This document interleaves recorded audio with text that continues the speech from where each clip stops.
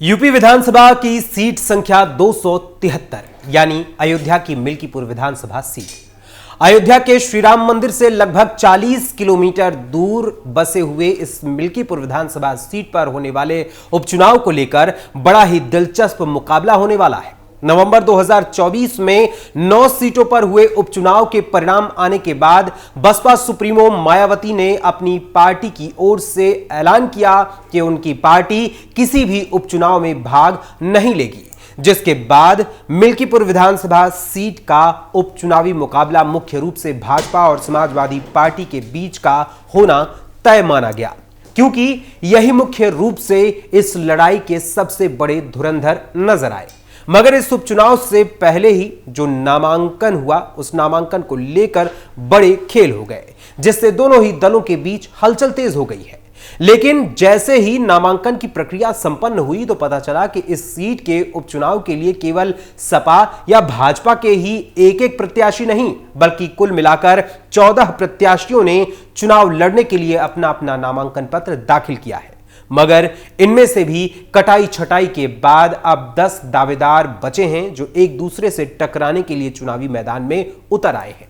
वहीं सीट के जातीय समीकरण को देखते हुए भी सपा की ओर से बड़ा खेल करने की तैयारी की गई है, जिसकी काट निकालने में सूबे के मुखिया योगी आदित्यनाथ ने भी अपनी योजना को मूर्त रूप दे दिया है। ऐसे में क्या है मिल्कीपुर विधानसभा सीट के उपचुनाव के मुकाबले का अंतिम स्वरूप और क्या है सपा और भाजपा की इस सीट पर रणनीति, आपको बताएंगे विस्तार से हमारी आज की इस स्पेशल स्टोरी में। नमस्कार, कैपिटल टीवी उत्तर प्रदेश देख रहे हैं आप और मैं हूं आपके साथ अखिलेश पांडे। अयोध्या के मिल्कीपुर विधानसभा सीट पर होने वाले उपचुनाव के दिलचस्प मुकाबले में भारतीय जनता पार्टी और समाजवादी पार्टी के अलावा आजाद समाज पार्टी काशीराम के प्रत्याशियों के अतिरिक्त 11 अन्य प्रत्याशियों ने भी अपना नामांकन पत्र दाखिल किया था, यानी कुल मिलाकर 14 प्रत्याशी अपना दम दिखाने को यहां पर तैयार थे। मगर इस उपचुनाव में 4 निर्दलीय प्रत्याशियों के नामांकन पत्र को तकनीकी खामियों के चलते खारिज कर दिया गया है। ऐसे में भाजपा और सपा प्रत्याशियों समेत कुल 10 प्रत्याशियों के नामांकन पत्र वैध पाए गए हैं। हालांकि अभी नामांकन वापस लेने की अंतिम तारीख 20 जनवरी है और ऐसे में यदि कोई प्रत्याशी अपना नामांकन पत्र वापस लेना चाहता है तो वो ले सकता है। 20 जनवरी को नामांकन वापसी की अंतिम तारीख बीतने के बाद चुनाव चिन्ह का आवंटन किया जाएगा। चुनाव आयोग के अनुसार मिल्कीपुर विधानसभा सीट के उपचुनाव में समाजवादी पार्टी के उम्मीदवार अजीत प्रसाद, भाजपा प्रत्याशी चंद्रभान पासवान, आजाद समाज पार्टी काशीराम के संतोष कुमार उर्फ सूरज चौधरी, निर्दलीय प्रत्याशी संजय पासी, मौलिक अधिकार पार्टी के राम नरेश चौधरी, निर्दलीय प्रत्याशी भोलानाथ, निर्दलीय प्रत्याशी अरविंद कुमार, वेद प्रकाश, कंचन लता और राष्ट्रीय जनवादी पार्टी सोशलिस्ट की सुनीता के नामांकन पत्र वैध पाए गए हैं। अखिलेश यादव ने चुनाव आयोग से की ये अपील। एक और जहां मिल्कीपुर विधानसभा सीट पर होने वाले उपचुनाव को लेकर भारतीय जनता पार्टी, समाजवादी पार्टी और आजाद समाज पार्टी काशीराम के अलावा निर्दलीय प्रत्याशियों ने भी बड़ी संख्या में अपना नामांकन पत्र दाखिल किया है, तो वहीं इस नामांकन से पहले समाजवादी पार्टी के मुखिया अखिलेश यादव ने बीते शुक्रवार को ही एक प्रेस कॉन्फ्रेंस कर चुनाव आयोग से मिल्कीपुर विधानसभा क्षेत्र में होने वाले उपचुनाव के मद्देनजर आधिकारिक नियुक्तियों पर ध्यान देने का अनुरोध किया था। उन्होंने चुनाव आयोग से कड़ी निगरानी में उपचुनाव कराने का आग्रह भी किया।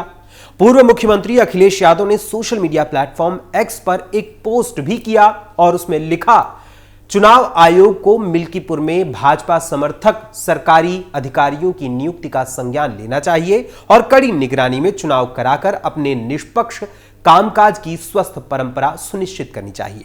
और इसके साथ ही सपा प्रमुख अखिलेश यादव ने एक और ट्वीट कर दावा किया कि 26 पुलिस अधिकारियों में से केवल 6 पीडीए यानी पिछड़े, दलित और अल्पसंख्यक वर्ग के ही अधिकारी इस समय मिल्कीपुर विधानसभा क्षेत्र में तैनात किए गए हैं। समाजवादी पार्टी पीडीए के साथ ब्राह्मण वोटर्स पर कर रही है फोकस। मिल्कीपुर विधानसभा सीट पर जीत हासिल करने के लिए समाजवादी पार्टी पीडीए, ब्राह्मण वोटर्स और भाजपा से नाराज वर्ग पर फोकस कर रही है और उनको अपने पक्ष में करने की जुगत में लग चुकी है। समाजवादी पार्टी इसी रणनीति पर काम कर रही है। वहीं भारतीय जनता पार्टी रामपुर और कुंदरकी मॉडल यहां न अपना पाए, इसके लिए समाजवादी पार्टी माइंड गेम भी खेल रही है। सपा प्रमुख अखिलेश यादव दावा कर रहे हैं कि निष्पक्ष चुनाव हुआ तो उनकी पार्टी को कोई हरा नहीं सकता। वो मीडिया से अपील भी करते हुए अपने प्रेस कॉन्फ्रेंस में नजर आए थे और उनसे कहा था कि उनकी बड़ाई और मजबूती न दिखाए। दूसरी ओर मिल्कीपुर के चुनाव को देश के उपचुनावों के इतिहास का सबसे बड़ा चुनाव बताकर देश ही नहीं दुनिया भर की मीडिया को भी उन्होंने आमंत्रित किया। कुंदरकी की हार को समाजवादी पार्टी अपनी हार मानने को तैयार नहीं है। खुद अखिलेश यादव इस सीट पर भाजपा की जीत को धांधली से हासिल की हुई जीत बताने का कोई मौका नहीं छोड़ रहे हैं।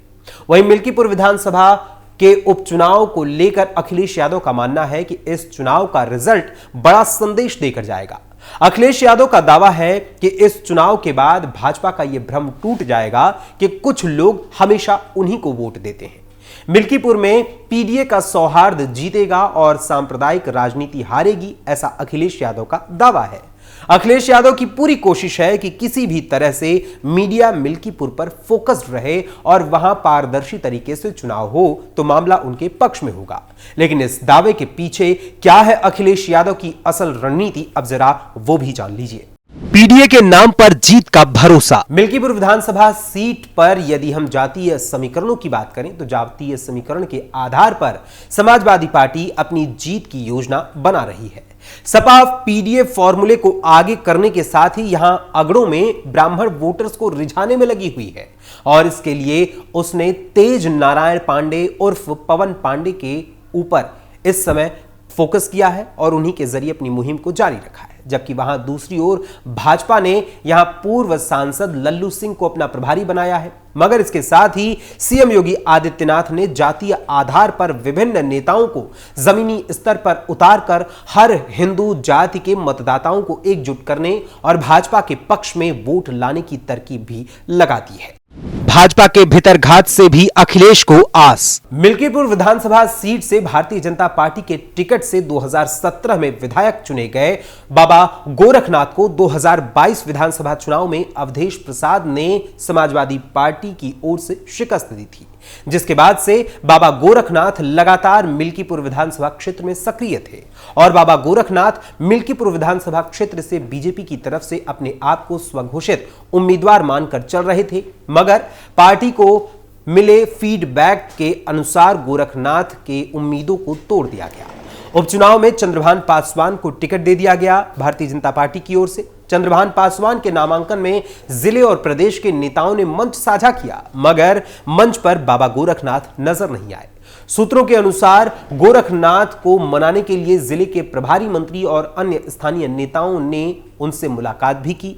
बाबा गोरखनाथ को केंद्रीय नेतृत्व का हवाला देते हुए मनाने की हर संभव कोशिश की गई, मगर बात बनी या बिगड़ी ये बोलने को कोई भी नेता तैयार नहीं है। बीजेपी से नाराज चल रहे बीजेपी नेता राधेश्याम त्यागी के भी तेवर ठीक ठाक नजर नहीं आ रहे हैं। हालांकि उन्हें हार्ट अटैक भी आया और उन्हें अस्पताल में भर्ती भी कराया गया। राधेश्याम त्यागी के बेटे ने फेसबुक पर पिता की फोटो पोस्ट कर बीजेपी और केंद्र के नेताओं पर जातिगत आंकड़े के तहत फैसले लेने का जिक्र किया। तो वहीं राधेश्याम त्यागी को मनाने के लिए मंत्री सूर्य प्रताप शाही और स्वतंत्र देव सिंह ने जिला महामंत्री के रूप में कार्य करने वाले राधेश्याम त्यागी से मिलकर उनसे मुलाकात कर उन्हें मनाने का प्रयास किया और उन नेताओं ने उपचुनाव में मिल्कीपुर विधानसभा क्षेत्र में पार्टी के लिए चुनाव में लगने की गुजारिश भी की। बीजेपी पिछड़ा मोर्चा के महानगर उपाध्यक्ष विजय यादव अपने साथियों के साथ भाजपा छोड़कर कांग्रेस का दामन थाम चुके हैं और ऐसे में भाजपा के भीतरघात से भी अखिलेश यादव अपनी जीत की आस लगाए बैठे हैं। परिवारवाद बनाम बाहरी पर सपा भाजपा की लड़ाई। समाजवादी पार्टी के प्रत्याशी अजीत प्रसाद ने मिल्कीपुर विधानसभा सीट के उपचुनाव को लेकर भाजपा प्रत्याशी चंद्रभान पासवान पर बाहरी होने का आरोप लगाया है, जिसका लाभ लेने की तैयारी भी समाजवादी पार्टी कर रही है। सपा उम्मीदवार अजीत प्रसाद ने भाजपा प्रत्याशी चंद्रभान पासवान पर आरोप लगाते हुए कहा कि समाजवादी पार्टी उपचुनाव के लिए पूरी तरह तैयार है। ये चुनाव बाहरी और घर के प्रत्याशी के बीच होने जा रहा है। मैं यहां पर रहता हूं और भाजपा प्रत्याशी बाहर के हैं। जनता हमारे साथ है और चुनाव में सपा बड़ी जीत दर्ज करेगी। वहीं दूसरी ओर अजीत प्रसाद पर पलटवार करते हुए अपनी सफाई देते हुए भाजपा प्रत्याशी चंद्रभान पासवान ने भी कोई कोर कसर नहीं छोड़ी और उन्होंने अपनी बात रखते हुए कहा कि मैं व मेरा परिवार कई वर्षों से मिल्कीपुर की सेवा कर रहा है। समाजवादी पार्टी प्रत्याशी खुद को बताएं कहां के रहने वाले हैं। भाजपा में ही यह संभव है कि मुझ जैसे छोटे से कार्यकर्ता को टिकट मिला। समाजवादी पार्टी में पहले परिवार आता है, फिर कार्यकर्ता। मिल्कीपुर की देवतुल्य जनता का आशीर्वाद मेरे साथ है और प्रचंड जीत मिल्कीपुर में भाजपा की होगी। यानी खुले तौर पर यहां घर के यानी लोकल प्रत्याशी बनाम बाहरी प्रत्याशी के साथ साथ परिवारवाद का भी मुद्दा उठा हुआ है। अब ऐसे में दोनों के बीच छिड़ी ये परिवारवाद बनाम बाहरी का असर भी इस उपचुनाव में पड़ने वाला है। मगर इसके साथ ही समाजवादी पार्टी को सबसे ज्यादा नुकसान आजाद समाज पार्टी काशीराम के उम्मीदवार संतोष कुमार उर्फ सूरज चौधरी से हो सकता है, क्योंकि सूरज चौधरी पूर्व में सपा में रह चुके हैं और लंबे समय से मिल्कीपुर विधानसभा क्षेत्र से विधायक बनने का ख्वाब भी संजोए हुए थे। और सूरज चौधरी को जब सपा ने मौका नहीं दिया तो उन्होंने बगावत कर आजाद समाज पार्टी काशीराम का दामन थाम लिया और अब वो इस त्रिकोणीय मुकाबले में एक मुख्य प्रतिभागी के रूप में नजर आ रहे हैं और पासी वोटर्स पर उनका पकड़ काफी मजबूत नजर आती है। अब ऐसे में सपा प्रमुख अखिलेश यादव जो पीडीए और ब्राह्मण वोटर्स के सहारे चुनाव जीतने की जुगत में लगे हुए हैं, तो वहीं दूसरी ओर सीएम योगी आदित्यनाथ का फोकस भी सभी हिंदू वोटर्स पर है और इन दोनों के बीच घात लगाकर बैठे सूरज चौधरी के साथ जो अन्य निर्दलीय प्रत्याशी चुनावी मैदान में उतरे हैं वो भी कहीं ना कहीं थोड़े बहुत वोटों को काटने की जुगत में लगे हैं। अब ऐसे में कौन बनेगा मिल्कीपुर विधानसभा क्षेत्र का विधायक और किसकी जमानत होगी जब्त, ये तो 8 फरवरी को चुनाव परिणाम आने के बाद ही पता चलेगा। मगर आपको क्या लगता है कि मिल्कीपुर विधानसभा सीट पर इस बार सीएम योगी आदित्यनाथ का भगवा लहराएगा या फिर अखिलेश यादव की साइकिल करेगी कमाल? अपने कमेंट्स के माध्यम से हमें इस बारे में अपने विचार जरूर बताइएगा। फिलहाल अभी के लिए इस स्पेशल स्टोरी में बस इतना ही। फिर मुलाकात होगी किसी और खबर, किसी और मुद्दे के साथ। तब तक के लिए मुझे अनुमति दीजिए। धन्यवाद, नमस्कार।